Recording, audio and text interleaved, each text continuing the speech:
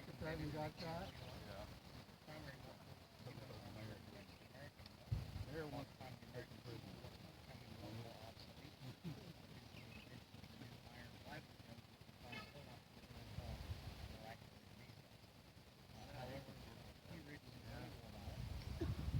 May still be on. I'm working on it. They need to do it for a fundraiser.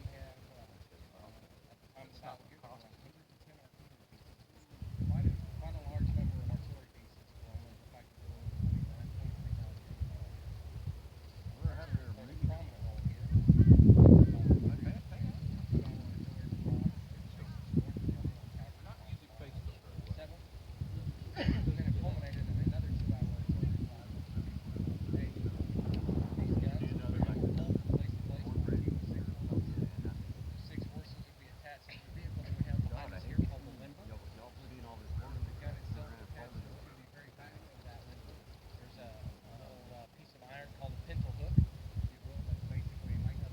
very well.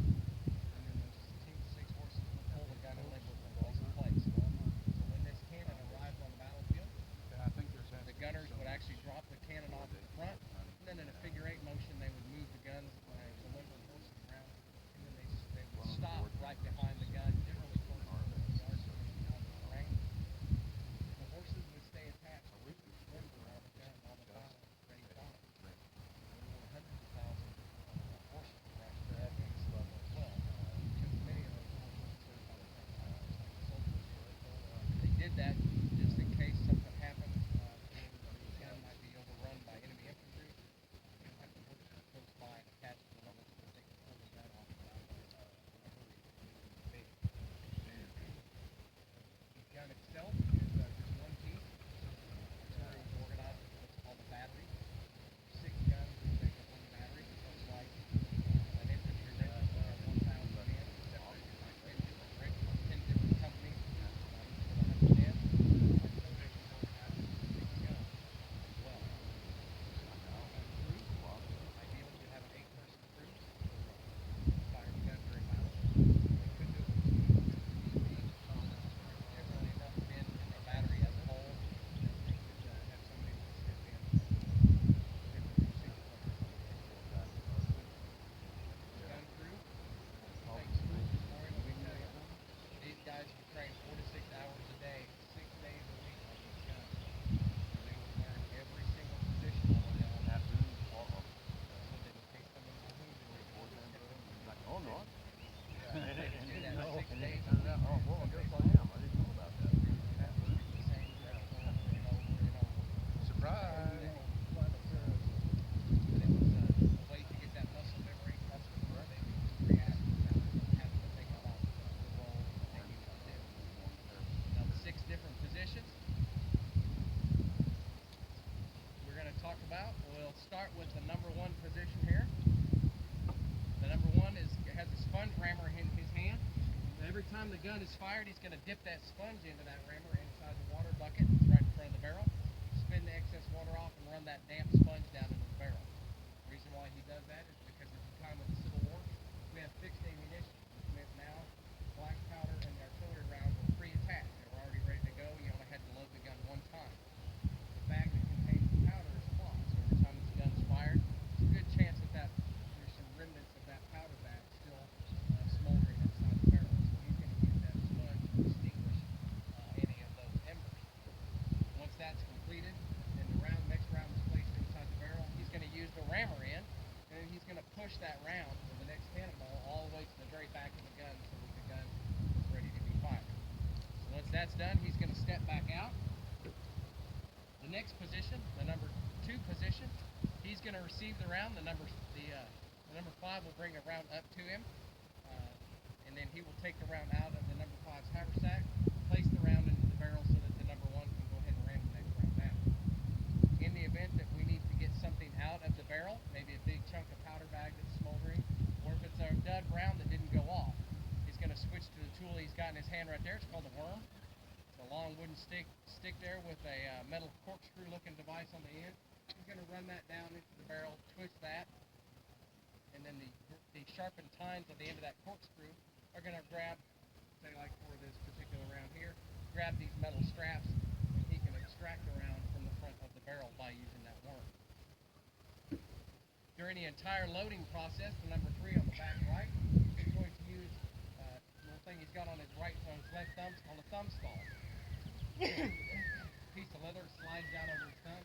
He's going to use that to cover the vent in the very back of the gun. And the vent is a small hole drilled in the back side of the barrel straight down into the main chamber. He's going to cover that vent as a safety precaution, just in case the sponging didn't do its work and we maybe still have something smoldering inside the barrel. The next round that the number 1 pushes down is going to cause air to go down the barrel and out that vent. Much like blowing on the embers of a fire, that flow of air might possibly reignite those embers, and that's the last thing you want to do is run 20 more ounces of gunpowder down on top of something that's on fire. So by covering that vent, it's going to cut that flow of oxygen off, so that hopefully those embers won't be reignited. Once that's done, he's then going to switch to the next tool he has, which is a priming wire. He's going to take that priming wire and run it down into the vent. And what that's going to do is it's going to go straight down through the vent into the main chamber, and it's going to slice open this powder bag that contains the black powder. It's going to expose that. Once that's done, the number 4 will step in with a friction primer, which is a small copper tube here full of black powder. And then up at the top, what they've done is they put a little bit of fulminated mercury, much like you find in a musket cap. Insert a little loop wire here, pinch it all set up at the top.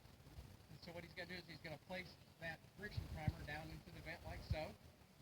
And then he's going to take the next implement, which is his lanyard of rope with a metal hook on one end and a wooden handle on the other. He's going to take that metal hook and place that through the loop on this wire. And then he's going to back away and put some tension on that rope. Once the gunner gives the command to fire, he's going to jerk that lanyard. What that does is it pulls the wire out at the top, causes a spark up here, which will then in turn ignite the black powder in the tube.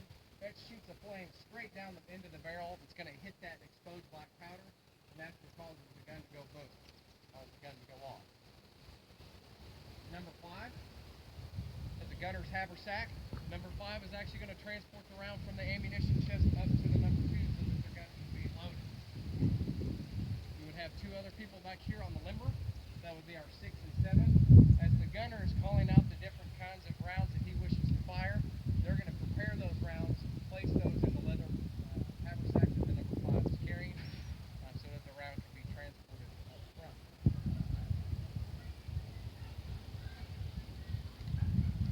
The gunner is the one that's in charge of the piece here. He's going to be the one that's going to sight the gun, give all the commands, and choose the type of round he wishes to fire. He's going to use his pinch-on howitzer here to set on the back of the gun. He's going to line that up with his target downrange to give him the degrees and elevation for the particular target he's firing at, which is very, very important, especially if you're firing an exploding round. If he needs to raise or lower the barrel, there's an elevation screw underneath the back side of the barrel. And then if he needs to traverse or move the gun either to the left or right, the number 3 will simply grab that hand spike and turn the gun towards the enemy target downrange. So with that, we will go ahead and fire 1 round. Gunner, take command of your detachment. Engineers, vote! He's calling the men to attention. 1 spherical case shot, 1,200 yards, low! The number 3 is stepping in and covering that vent in the back. Number 1 is running that sponge rammer down and sponging the barrel out. The number 5 is bringing the round up to the number 2 so that the gun can be loaded.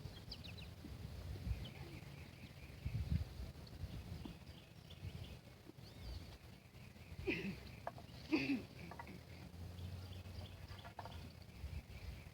gun is now loaded. Ready! The number 3 steps in. He's using that priming wire to slice open that powder bag. The number 4 is just inserting the priming wire, friction primer, and backing away. You might cover your ears. This might be loud for some of you. Fire! Cease fire, service to peace! I hear my ear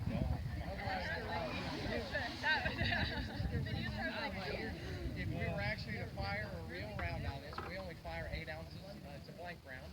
A live round would actually require 20 ounces.